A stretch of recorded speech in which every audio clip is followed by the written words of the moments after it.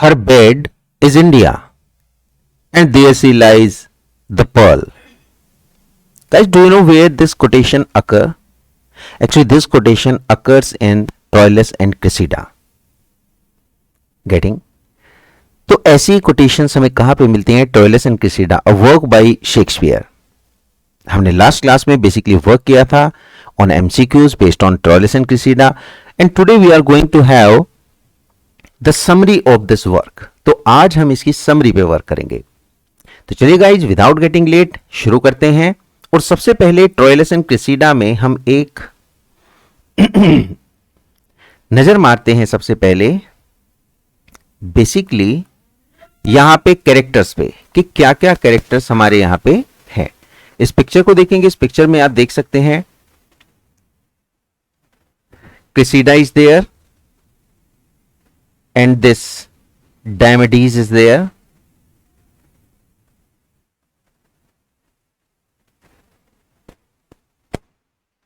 And there is Troilus. ये हम किस जगह पे देख सकते हैं? ये वो कैंप है ग्रीक वाला. ये वो ग्रीक साइड का कैंप है जहां पे ट्रॉयलस विजिट करने के लिए जाता है. And the time he sees कि Cressida is flirting with Diomedes, यानी कि both they are in love, तो वो रिवेंज की बात करता है. He sought and was for revenge. तो चलिए एक बार देखते हैं यहां पे क्या क्या कैरेक्टर्स हैं. देखिए, दो पार्टी हैं, ये बात हम पहले भी डिस्कस कर चुके हैं. ट्रोजन्स हैं एंड ग्रीक्स हैं. इसमें किंग ऑफ ट्रॉय कौन है? ये प्रियम है, यानी कि इन सबका फादर. कैसेंड्रा का है हेक्टर, ट्रॉयलस, पेरिस, डेफिडस एंड हेलेनस, इन सबके फादर. एंड्रोमाचे, ये कौन है? हेक्टर की वाइफ. एनियस कमांडर है. अनेटर है. कालचाज है जो कि क्रिसिडा का फादर है. ये क्रिसिडा है. एक पांडरस है जो इसके अंकल हैं, मैंने आपको बताया था. ग्रीक्स में देखेंगे अगैमेम्नन, ये किंग ऑफ ग्रीक है. और एकिलस बेटा है. एजेक्स है. डायमेडीज है. नेस्टर है. यूलिसिस यहां पे किंग ऑफ इथाका है. ये सबसे ज्यादा कनिंग एंड तेज है और एक तरह से रिटोरिक भी है. फिर हम बात करते हैं मेनेलस की, किंग ऑफ स्पार्टा. ये ब्रदर है अगैमेम्नन का. And then we come to Helen. Helen इसकी वाइफ है, वाइफ ऑफ मेनेलस. तो आपको पता है कि हेलेन की ही वजह से, क्योंकि हेलेन को इस पेरिस ने एक तरह से पेरिस ने चुरा लिया था, जिसकी वजह से वॉर ऑफ ट्रॉय होता है. War of Troy. लेकिन अब कहानी क्या है कि यहां पे ये जो ट्रॉयलस है, इसका दिल किस पे आ जाता है? क्रिसिडा पे, जो कि बहुत ब्यूटीफुल है. किसकी बेटी है? कालचाज, एक लाइक प्रिस्ट की, ट्रोजन प्रिस्ट की.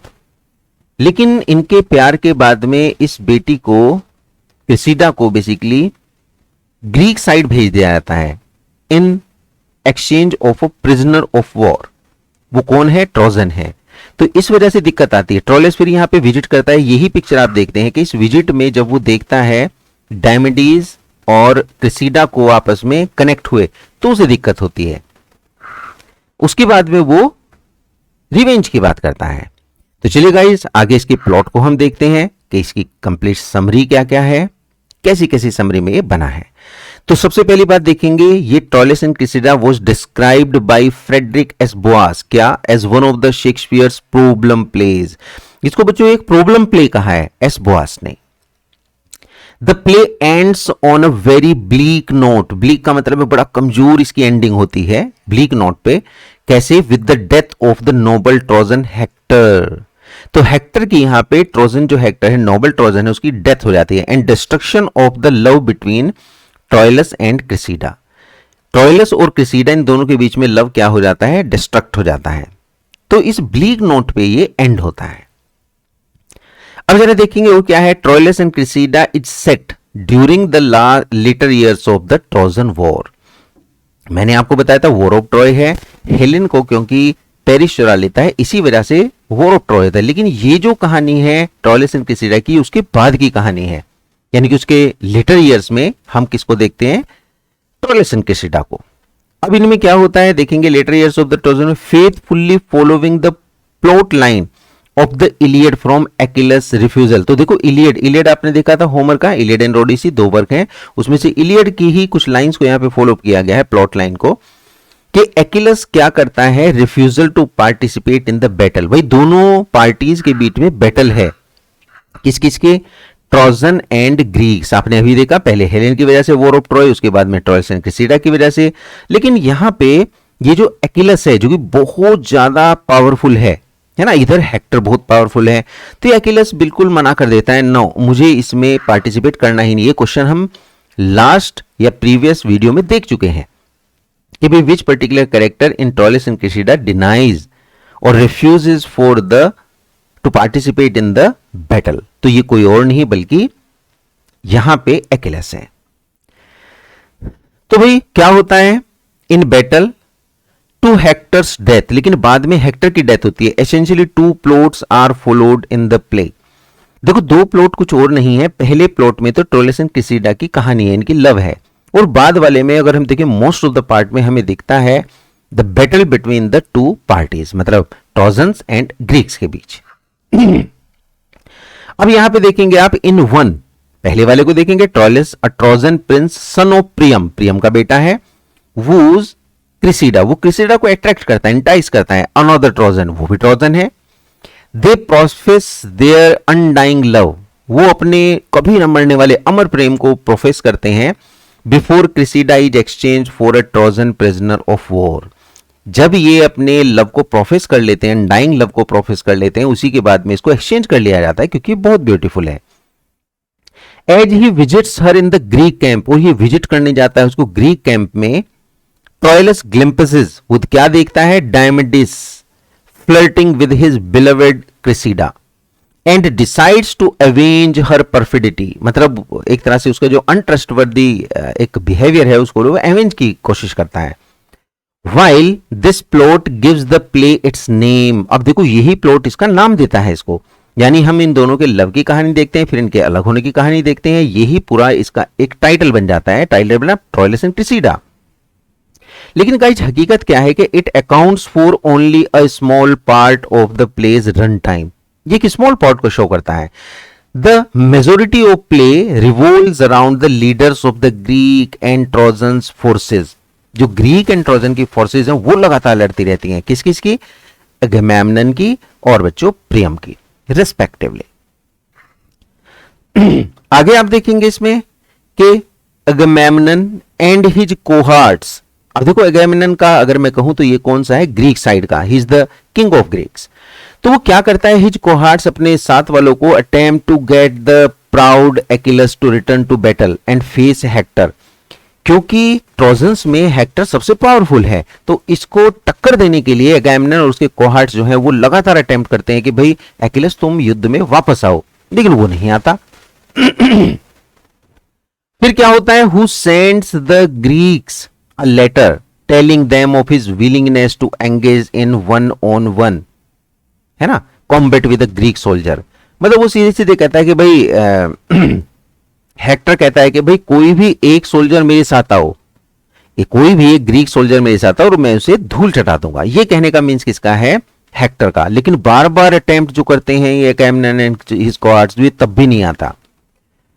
फिर ये क्या करते हैं, आप यहां पे एक बार चेक कर सकते हैं, मतलब मेरे कहने का यहां से हेक्टर लगातार कह रहा है मुझे किसी एक के साथ भिड़ा दो, एकिलस सबसे पावरफुल है, उन्हें पता है हेक्टर भी पावरफुल है, एकिलस कर देता है मना। अब जब ये मना करता है तो ये बड़े परेशान होते हैं, तो ये फिर एजेक्स को ढूंढते हैं कि भाई एजेक्स तू लड़ने के लिए जा, किसके साथ में, हेक्टर के। लेकिन गाइस ये जब लड़ने के लिए जाता है तो ये वहां पे पीस बना के आ जाता है, यानी कि बैटलफील्ड में उसके साथ पीस बना के वापस आ जाता है।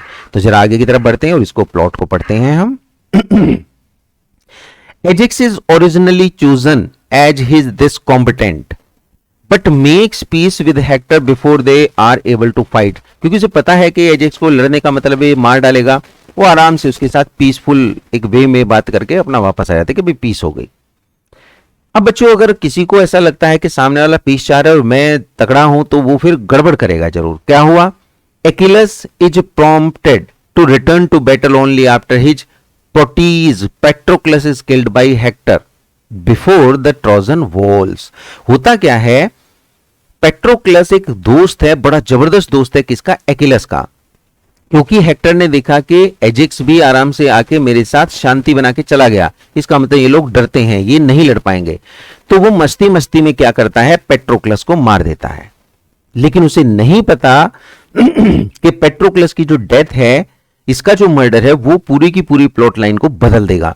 एक्विलस गुस्सा हो जाता है और एक्विलस पूरी पावर के साथ आता है इस बार लड़ने के लिए। और क्या होता है, अ सीरीज ऑफ स्कर्मिसेस का मतलब है झगड़ों की कुछ लगातार शुरुआत होती है, लगातार सीरीज चलती है। कंक्लूड द प्ले खत्म हो जाता है।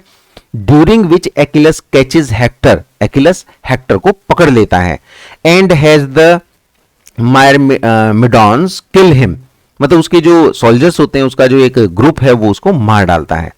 The conquest of Troy is left unfinished. अब देखो ट्रॉय को कॉन्क्वेस्ट किया या नहीं किया, ट्रॉय को कॉन्क्वेस्ट किया कि नहीं ग्रीक्स ने, ये बात बीच में छोड़ दी जाती है।